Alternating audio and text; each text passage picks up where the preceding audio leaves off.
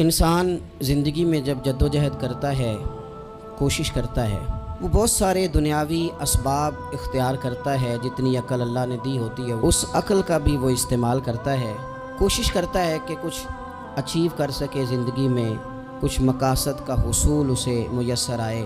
عزیز بھائیوں، ایک بات اپنے ذہن میں اچھی طرح بٹھا لیں اور لکھ لیں کہ زندگی میں جو کسی بندے کو کامیابی حاصل ہوتی ہے وہ رب تعالیٰ کی مدد سے حاصل ہوتی ہے۔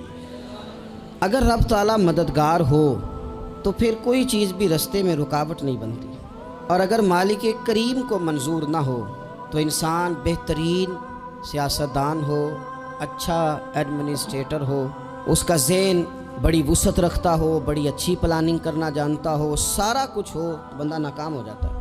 مسلمانوں کو جتنی کامیابیاں ملیں ان کا پس منظر صرف اتنا تھا کہ اللہ تبارک و تعالیٰ نے اپنے بندوں کی مدد فرمائی، اور اب تعالیٰ نے قرآن مجید میں اس حقیقت کا بیان کیا، فرمایا بل اللہ مولاکم، فرمایا بلکہ اللہ تمہارا مولا ہے، وَهُوَ خَيْرُ النَّاصِرِينَ، اور وہ بہترین مددگار ہے۔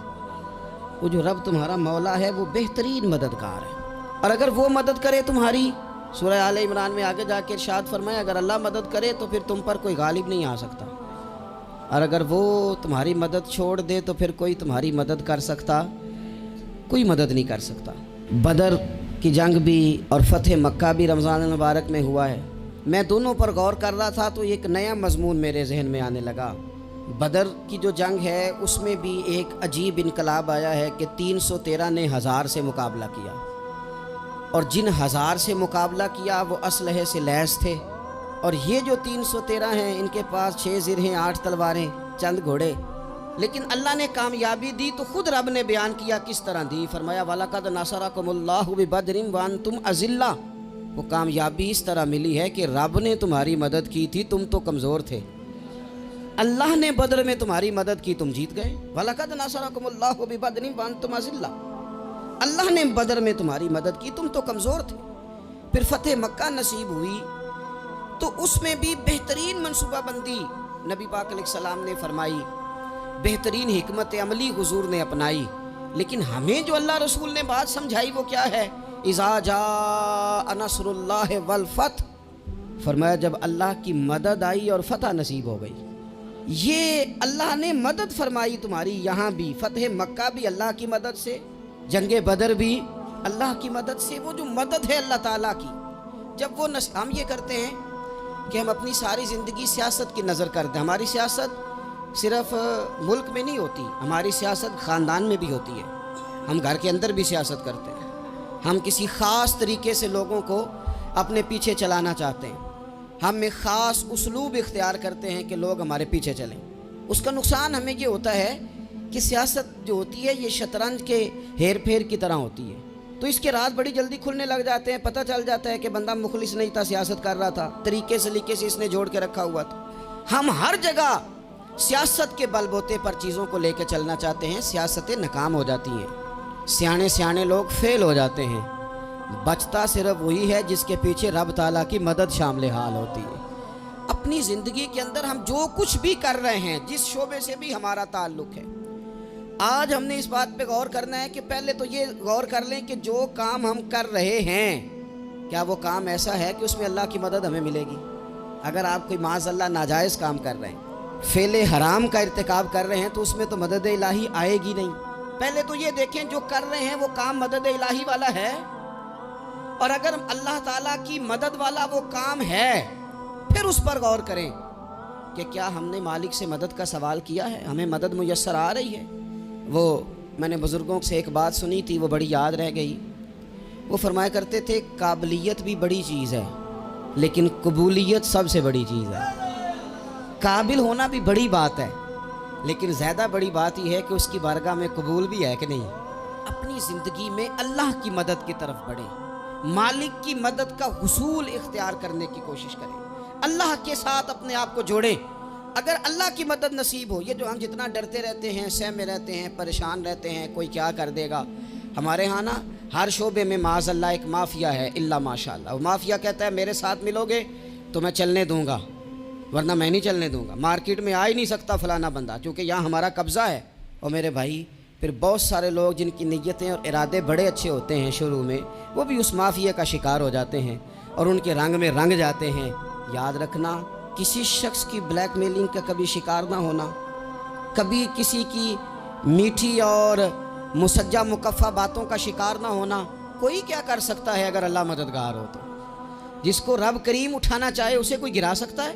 ہم یہ ڈرے ڈرے سہمے پریشان فیصلہ کرنے کی طاقت نہیں، مجھے چلنا چاہیے کہ نہیں، اٹھنا چاہیے کہ نہیں، کرنا چاہیے، اٹھ باندھ کمر کیوں ڈرتا ہے؟ پھر دیکھ خدا کیا کرتا ہے۔ حضرت عبداللہ ابن عباس فرماتے ہیں میرے نبی پاک علیہ السلام نے میری تربیت فرمائی، حضور نے میری تربیت فرمائی، اور محبوب پاک علیہ السلام نے فرمایا عبداللہ یاد رکھنا، یہ نوجوان دوست میری بات لکھ لیں، پریشان لوگ میری بات لکھ لیں، جن کے پاس قوت فیصلہ نہیں وہ اس بات کو لکھ لیں۔ حضرت عبداللہ ابن عباس فرماتے ہیں میرے نبی پاک علیہ السلام نے مجھ سے فرمایا تھا عبداللہ سن، اگر ساری دنیا مل کے تیرا کوئی نفع کرنا چاہے کر نہیں سکتی جب تک میرے رب کی رضا نہ ہو، اور فرمایا ساری دنیا مل کے تیرا کچھ بگاڑنا چاہے تو عبداللہ بگاڑ نہیں سکتی جب تک رب کریم کی حکمت کا تقاضا نہ ہو۔ لوگوں سے ڈرنا، لوگوں کی طرف دیکھنا، ماحول دیکھ کے اپنے راہ کا تعین کرنا، ہر بندے کے خیالات کے مطابق ڈھلنے کی کوشش کرنا، فلانا نہ ناراض ہو جائے، فلانا نہ ناراض ہو جائے، وہ جس نے ہونا ہو جائے، بس رب رسول ناراض نہ ہو۔ اپنی زندگی میں اپنے مالک کو مولا جان کے، بل اللہ مولاکم، اللہ تمہارا مولا ہے، وَهُوَ خَيْرُ النَّاصِرِينَ، وہ بہترین مددگار ہے۔ توجہ جب بھی کریں رب کی جانب کریں، اپنے دل کا قبلہ درست رکھیں، سوچوں کے زاویے سیدھے رکھیں۔ میرے بھائی، مالک جب بندوبست کر دے نا، جب مالک بندوبست کر دے پھر ایسا بندوبست کرتا ہے کہ لوگوں کے پاس نا چارہ نہیں رہتا۔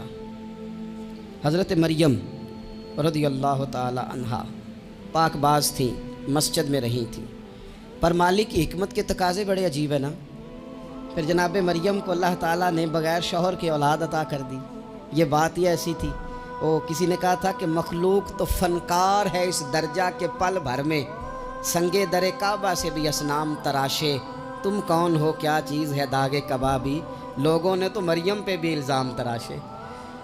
تو لوگوں نے کہا کدھر سے لے آئی بچہ، تیرا باپ تو ایسا نہیں تھا، کہاں سے لے آئی؟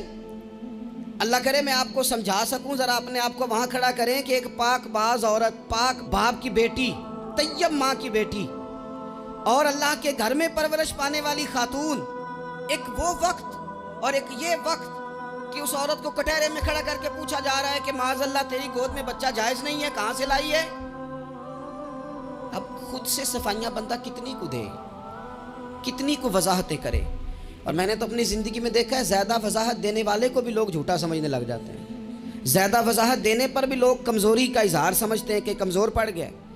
آپ صلح کی کوشش کرتے ہیں، سامنے والا بزدل سمجھ لیتا ہے، زیادہ وضاحتیں بھی کمزور کر دیتی ہیں۔ اب حضرت مریم کو کٹہرے میں کھڑا کر کے کہا بچہ کس کا ہے؟ تو پھر خدا بندوبست جب کرے، اللہ جب مددگار ہو، تو پھر حضرت مریم کی گواہی درختوں سے نہیں دلوائی، اس نے پتوں سے نہیں دلوائی، پھر فرشتے نہیں بھیجے۔ حضرت مریم کہنے لگی مجھ سے نہ پوچھو، وہ جو پنگوڑے میں ہے اسی سے پوچھ لو، ان سے پوچھو نا، وہ کون ہے پوچھ لو، ان سے کر لو سوال۔ انہوں نے کہا پنگوڑے میں چند دنوں کا بچہ، یہ جواب دے گا؟ مددگار تھا رب، ان کی برات کا اعلان کرنا تھا مالک نے، اور جب مالک اعلان کر دے، جب مالک تیری صفائی دینا چاہے، جب مالک تجھے دنیا کے سامنے نکھارنا چاہے، تو پنگوڑے میں لیٹے حضرت عیسیٰ بول کے کہنے لگے انی عبداللہ آتانی الکتاب، فرمایا میں اللہ کا بندہ ہوں، رب نے مجھے کتاب عطا کر کے نبی بنا کے دنیا میں بھیجا ہے، میں اللہ کا بندہ ہوں، کتاب لے کے آیا ہوں، نبی بن کے آیا ہوں۔ پھر پنگوڑے سے اعلان ہو گیا، پھر بچہ بول پڑا۔ اور یہ ایک دفعہ نہیں بات ہوئی، یہ بنی اسرائیل میں ایک جریج نام کے شخص بھی تھے جو نماز پڑھ رہے تھے، بعض نے لکھا ہے نفل نماز تھی، اماں نے پکارا تو آئے نہیں، تو ماں کے منہ سے نکل گیا تو اتنی دیر تک مرے گا نہیں جب تک کسی بے حیا عورت کا منہ نہ دیکھ لے۔ تو وہ عبادت گزار تھے، لیکن لوگوں نے ان کی عبادت، ریاضت، پرہیزگاری کو نہیں دیکھا، بس ایک عورت کو بھیج کے الزام لگوا دیا۔ وہ عورت آیا جایا کرتی تھی، اب آ جاتی ہیں عورتیں، مسئلہ پوچھنے کی نیت سے بھی آ جاتی ہیں. ماحول میں کچھ جگہ ایسی بھی ہیں جہاں عورتیں دم کرانے کے بہانے آ جاتی ہیں. وہ خاتون آتی جاتی تھی اس خانقاہ پہ, آستانے پہ, یہ بخاری میں موجود ہے. پھر اس نے کہا میری گود میں جو بچہ ہے یہ انہی کا ہے. مجھے بتائیں کیسے بندہ وضاحت دے. حالات خراب ہو گئے, لوگ کٹیا جلانے لگے, ماحول اور طرح کا بن گیا. میرے نبی پاک علیہ الصلوۃ والسلام فرماتے ہیں پھر اس رب کے بندے نے کہا مالک تو کریم ہے, تیری مشیت کا تقاضا آیا جو میری ماں نے جملے بولے تھے, پر اب میں وضاحت دینے کے قابل نہیں رہا. اب تو ہی کرم کرے گا تو دروازہ کھلے گا. تو وہ چند دنوں کا بچہ پنگوڑے میں بول کے کہنے لگا میں اس درویش کا نہیں, میں تو فلانے چرواہے کا بچہ ہوں, وہ جو بکریاں چراتا ہے. رب کی مدد کو پکاریں, اپنے ساتھ اپنے مالک کی مدد کو شامل کریں, تھوڑے رزق پر بھی گزارا اچھا ہونے لگ جائے گا. سارے لوگ آپ کو گرانے کی تدبیریں کر رہے ہوں گے اور مالک آپ کو عزتیں عطا فرما دے گا. اس کی بارگاہ سے حکمت کا تقاضا اور ہو جائے گا. ہم نے ساری زندگی لوگوں کو راضی کرنے میں گزار دی, ساری زندگی بڑھاپا آ گیا بچوں کو پالتے, اور بچوں نے آخری عمر میں کہہ دیا ابا اگر کوئی ڈھب کا کام کر لیتے تو آج ہمارے دن بھی پھر نہ جاتے. ساری زندگی گزار دی بہن بھائیوں کو راضی کرنے میں, ساری زندگی گزار دی ذمہ داریاں اٹھانے میں. ان کو 99 دفعہ دیا, ایک دفعہ نہیں دیا تو انہوں نے کہہ دیا تو نے تو کبھی دیا ہی نہیں, تو تھا ہی نہیں. ساری زندگی محلے داروں علاقے والوں کو راضی کرنے میں گزار دی. اور میں نے ایسے لوگ بھی دیکھے دین کے لیے وقت گزارا, لیکن جب بڑھاپے میں دانت کام نہ کرتے تھے تو وقت کے مفتیوں کو بھی مسجدوں کی کمیٹیوں نے کہہ دیا اب آپ کی سمجھ نہیں آتی, ہم نے خطیب کو یور رکھنا ہے, نہ دیکھو دنیا کی طرف, دنیا رلا دیتی ہے, نہ راضی کرو بندوں کو, بندے تھکا دیتے ہیں, نہ پیچھے بھاگو ہر وقت دنیا داروں کے, یہ انسان کو کمزور کر دیتے ہیں. وہ تو کریم ہی بڑا ہے, 2 آنسو زمین پر بعد میں گرتے ہیں, بندے کے گناہ سارے پہلے معاف فرما دیتا ہے. اللہ کی مدد کا حصول, اپنے مالک کی مدد کی طرف بڑھنا. آپ کو بدر کی جنگ بھی یہی درس دے گی, آپ کو احد کا میدان بھی یہی سبق دے گا, فتح مکہ بھی یہی سبق دے گا. میرے دوستو جب رب مدد فرمائے, جب اللہ مددگار بنے. دوستوں سے ایک بات اکثر کرتا ہوں, میں کہتا ہوں کہ جتنے درد سے آپ امیر کو اپنی کہانی سناتے ہیں نا, اور جس طرح آپ کے آنسو بات کرنے سے پہلے گر جاتے ہیں کہ غریب ہیں, بچیاں ہیں, کاروبار نہیں, او میرے سنگیو, اس سے آدھے آنسو اپنے رب کی بارگاہ میں بکھیرو, اس کے حضور عرض گزار ہو جاؤ, اس سے طلب کرو. ایک وقت انسان پر زندگی میں ایسا آتا ہے کہ اسے یوں محسوس ہوتا ہے کہ میرا سایہ بھی ذرا سا پیچھے ہٹ گیا ہے. اسے یوں لگتا ہے کہ میں کسی سہارے پہ ہاتھ ڈالتا ہوں تو وہ بھاگ جاتا ہے مجھ سے. لیکن مالک کی بارگاہ ایسی عظیم بارگاہ ہے, رب رسول کے آستانے اتنے بڑے ہیں کہ آپ جب وہاں کشکول طلب دراز کرتے ہیں تو جھولی پھیلانے میں دیر لگتی ہے, ان کو بھرنے میں تو کوئی دیر نہیں لگتی. ہم نے اپنا سوچ کا قبلہ ہی دنیا کو بنا لیا ہے. یہ جو اللہ والوں کی مدد ہے یہ تو عین اللہ ہی کی مدد ہے, لیکن یہ جو سیٹھوں کی طرف توجہ کرنا, نوابوں کی طرف توجہ کرنا, دنیا داروں کی طرف توجہ کرنا, اور اپنا مزاج اس طرح کا بنا لینا, یارو گردن کو جھکا دیتا ہے خیرات کا پتھر, جہاں میں مانگنے والوں کے سر کبھی اونچے نہیں ہوتے. اور اقبال کہتے ہیں غیرت ہے بڑی چیز جہان تگ و دو میں, پہناتی ہے یہ فقر کو تاج سردارا. میں عرض کروں گا کہ اپنی آپ جب توجہ کا قبلہ اللہ رسول کو بنائیں گے تو رب فرماتے ہیں وَيَرْزُقْهُ مِنْ حَيْثُ لَا يَحْتَسِبُ, میں نہ تجھے وہاں سے رزق دوں گا جہاں سے کبھی تیرا گمان بھی نہیں کیا ہوگا, یہاں سے بھی مل سکتا ہے, تو نے سوچا بھی نہیں ہوگا. بخاری شریف میں حدیث ہے, حضرت جابر ابن عبداللہ فرماتے ہیں نبی پاک صلی اللہ علیہ وسلم نے 300 لوگوں کا ایک لشکر روانہ کیا کسی مہم کے لیے, کسی جہاد کے لیے. حضرت ابو عبیدہ بن جراح رضی اللہ تعالیٰ عنہ امیر لشکر تھے. فرماتے ہیں غربت اتنی زیادہ تھی, بھوک اتنی زیادہ تھی کہ ایک ایک کھجور دن میں ایک وقت کھانے کو ملتی تھی, اور کچھ دن ایسے آئے کہ اب کھجور بھی نہیں مل رہی. فرماتے ہیں اتنی زیادہ بھوک لگی مجاہدین کو 300 بندہ پتے کھا کے گزارا ہونے لگے. یہ بخاری میں موجود ہے. آپ فرماتے ہیں کہ دریا کے کنارے ہمارا پڑاؤ تھا, ٹھہراؤ تھا. جب بھوک سے نڈھال ہو گئے نا, وَيَرْزُقْهُ مِنْ حَيْثُ لَا يَحْتَسِبُ, اللہ وہاں سے روزی دیتا ہے, گمان بھی نہیں ہوتا. فرماتے ہیں ایک مچھلی اللہ تعالیٰ نے دریا کے کنارے بھیجی. فرماتے ہیں وہ تھی تو مچھلی پر پہاڑ جتنی تھی. بخاری میں لفظ ہیں حضرت جابر ابن عبداللہ رضی اللہ تعالیٰ عنہ فرماتے ہیں 300 آدمی 18 دن تک اس مچھلی کو کھاتے رہے، مچھلی ختم ہی نہیں ہوئی۔ مچھلیاں نہیں، مچھلی کہتے ہیں 18 دن 300 بندہ کھاتا رہا، مچھلی ختم ہی نہیں ہوئی۔ اور فرماتے ہیں کہ اس کی ہڈی نکال کے، کانٹا کہیں گے آپ اپنی زبان میں، کہتے ہیں وہ نکال کے نا تو اس کو کھڑا کیا نا جب، تو اونٹ کجاوے سمیت اس کے بیچ سے گزر جاتا تھا، 2 اس کے کانٹے جوڑے۔ فرماتے ہیں وہ اس کا گوشت ہم کھاتے تھے اور اس کی چربی بطور تیل کے ہم جسموں پہ ملتے تھے، بیماروں کو اس سے سکون آتا تھا، تندرستی شفا ہوتی تھی۔ فرماتے ہیں ہم کھایا بھی ہم نے اور کچھ لے کے ہم مدینے بھی گئے، اور قربان جائیں نبی پاک نے بھی اس میں سے کھایا۔ ہم نے عرض کی حضور یہ معمہ کیا ہے، یہ ماجرا کیا ہے؟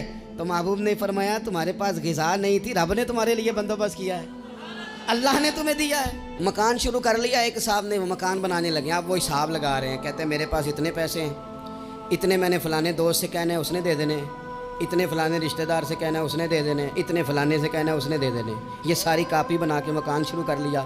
جو روز کہتا تھا نا کوئی حکم ہویا تے دسی، سب سے پہلے اس کو کہا میاں پیسے چاہیے دین، وہ کہندا ہو کل ہی منڈا ٹوریا ہے، کہدے تو پرسوں 10 داتے لب جانے سن۔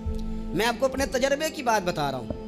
جن لوگوں کا خیال ہوتا ہے نا کہ آپ سٹارٹ کریں فلانا کام، ہم آپ کے ساتھ ہیں، اللہ کا ہی کوئی نظام ہے، وہ بالکل بھی نہیں ساتھ ہوتے۔ لیکن ایسا نہیں ہے کہ کوئی ساتھ نہیں ہوتا، اللہ تعالیٰ بڑے اسباب پیدا کرتا ہے، وہاں سے دیتا ہے جہاں سے گمان بھی۔ ہمارا یہ ذہن بن جاتا ہے ہم ساری اپنے حساب سے چلتے ہیں، اتنے رشتہ داروں سے، اتنے، کون آپ کے ساتھ چلے گا؟ سوال ہی نہیں پیدا ہوتا۔ یہ سارے کام چھوڑ کے سب سے پہلے 2 رکعتیں پڑھو، اپنے رب کی بارگاہ میں، رسول کائنات کی بارگاہ میں گزارشات اور استغاثے پیش کرو، وہاں سے خیر طلب کرو۔ دنیا دار کیا دیں گے، کیا دے سکتے ہیں، کیا حیثیت ہوتی ہے کسی؟ اللہ کہتا ہے وہاں سے دوں گا۔ تو جو اللہ مال دے وہ لینا چاہیے کہ رشتہ داروں کا مال دیکھنا چاہیے؟ جو اللہ دے وہ لینا چاہیے کہ سیٹھوں نوابوں کی جیبیں دیکھنی چاہیے؟ جو اللہ دے وہ قبول کرنا چاہیے یا دیکھنا چاہیے کون سا آدمی کہاں پہنچ گیا؟ چھوڑو، اپنی مٹی پہ چلنے کا سلیقہ سیکھو۔ کسی کے سنگ مرمر پہ چلو گے تو پھسل جاؤ گے، پھسل جاؤ۔ اس پر ایک اور بات عرض کر دوں، صحیح بخاری سے، مسلم سے ایک اور بات۔ کچھ چیزیں ایسی ہیں جن سے اللہ کی مدد آتی ہے، مدد ملتی ہے۔ ایک چیز ان میں سے ایسی ہے جس سے بہت مدد نازل ہوتی ہے، وہ ہے کہ جب رب آپ کو دے نا تو پھر آپ بھی اس کے رستے میں دیں، پھر مدد آتی ہے، پھر اور آتا ہے۔ بخاری مسلم میں حدیث ہے، یہ زیادہ ہی توجہ طلب امر ہے، اس پر آپ غور کریں گے۔ حضرت ابو ہریرہ فرماتے ہیں کہ نبی پاک علیہ السلام نے فرمایا ایک شخص نے بادلوں کے اندر سے آواز سنی کہ فلاں آدمی کا کھیت اور باغ خشک ہو گیا ہے، وہاں برسو اور اس کے کھیت کو سیراب کرو۔ وہ بڑا حیران ہوا کہ بادل سے آواز آ رہی۔ پھر اس نے دیکھا کہ ایک پہاڑی پر بارش ہوئی، وہ بادل وہاں برسا، پھر نالیوں سے ہوتا ہوا پانی ایک طرف چلا۔ تو جس نے آواز سنی تھی، حضور بیان کر رہے ہیں، وہ بھی پیچھے پیچھے چلا کہ پانی کدھر جا رہا ہے۔ اس نے جا کے دیکھا کہ ایک مقام پہ ایک باغ کو وہ پانی لگ رہا ہے اور ایک آدمی وہ پانی لگا رہا ہے۔ اس نے اس سے پوچھا تیرا نام کیا ہے؟ اس نے کہا کیوں؟ کہنے لگا بتا نا۔ اس نے نام بتایا تو کہنے لگا یہی تو وہ نام ہے جو میں نے بادلوں کے اندر سے سنا ہے کہ فلاں کے کھیت کو پانی دے دو۔ اس نے کہا یار تو کیا عمل کرتا ہے کہ اسپیشل تیرے لیے بارش برسے؟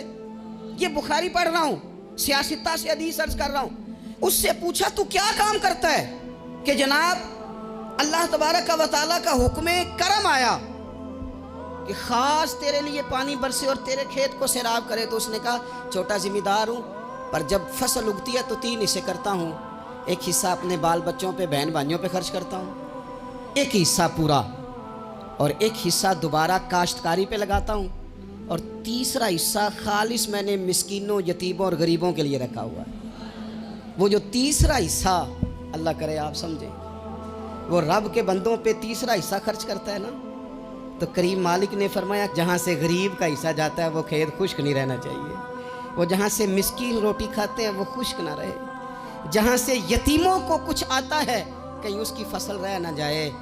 میں اور آپ بھی اگر اپنے مال میں مسکینوں، یتیموں، غریبوں کے حصے رکھ لیں گے تو فصلیں خشک نہیں رہیں گی، ان کے اندر تازگی آئے گی، نور آئے گا، کرم آئے گا، خاص کر خدا کی رحمت برسے گی۔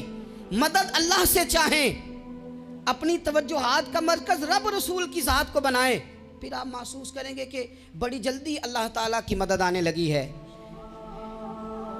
کبھی آپ صرف کہہ دیں نا میرا رب میرے ساتھ ہے، اس لفظ میں اتنی طاقت ہے کہ دشمن ویسے زہر ہو جاتا ہے۔ زندگی میں کسی سے بھی لڑائی ہو تو اچھی طرح سوچ لیں کہ اللہ اس طرف ہے یا اس طرف ہے۔ اگر آپ زیادتی پہ ہیں تو پھر رب مظلوم کی جانب ہے۔ اگر اللہ کی مدد آپ کے ساتھ ہے تو دنیا کی کوئی طاقت آپ کو گرا نہیں سکتی، اور اگر آپ مظلوم کے مقابلے میں ظالم بن کے آپ کھڑے ہو گئے ہیں اور آپ نے رویہ وہ اختیار کیا ہے کہ جس میں مدد نہیں آئے گی، تو پھر یاد رکھ لیں کہ آپ کوئی بھی ہیں، کہاں بھی ہیں، آپ کمزور ہیں۔ طاقتور تھے ابتدائے اسلام میں، ظاہری طاقت تھی کفار مکہ کے پاس، وہ ڈنڈوں سے مارتے تھے غریبوں کو، ان کے ہاتھوں میں ڈنڈے تھے، پر خدائی طاقت ان مظلوموں کے ساتھ تھی۔ صاحب زرقانی نے لکھا ہے، حضرت زنیرہ رضی اللہ تعالیٰ عنہ ایک لونڈی ہیں، غریب ہیں، ماڑے دا کی کام محمد نہ سجانا یا رونا، غریب سادی بی بی اور لونڈی کنیزہ، ایک مشرک کی کنیزہ تھی، انہوں نے کلمہ پڑھ لیا، وہ ڈنڈوں سے مارتا، دروں سے مارتا، تکلیف دیتا۔ حضرت زنیرہ رضی اللہ تعالیٰ عنہ کو اتنا مارا، اتنا مارا۔ اب آپ ایک اور پہلو پر بھی غور کریں، مار بھی پڑ رہی ہے پر خدا ادھر ہی ہے، اللہ کی مدد ادھر ہی ہے۔ رب کہتا ہے کہ پہلے تو صبر کرنا، ان اللہ مع الصابرین، تو صبر کرے گا تو پھر رب کی معیت ملے گی، ذرا ٹھہرنا، تو تھوڑا ڈٹنا۔ ان الذین قالوا ربنا اللہ ثم استقاموا تتنزل علیہم الملائکہ، تو کہے اللہ میرا رب ہے، پھر تو پہلے ڈٹ، پہلے تو نے ڈٹنا ہے۔ ثم استقاموا، جو ڈٹ گیا، تتنزل علیہم الملائکہ، ڈٹنے والے کے لیے مدد آتی، پہلے تھوڑا ٹھہرنا پڑتا ہے، پہلے تھوڑا صبر کرنا پڑتا ہے، حوصلہ کرنا پڑتا، اس کے بعد مدد آتی۔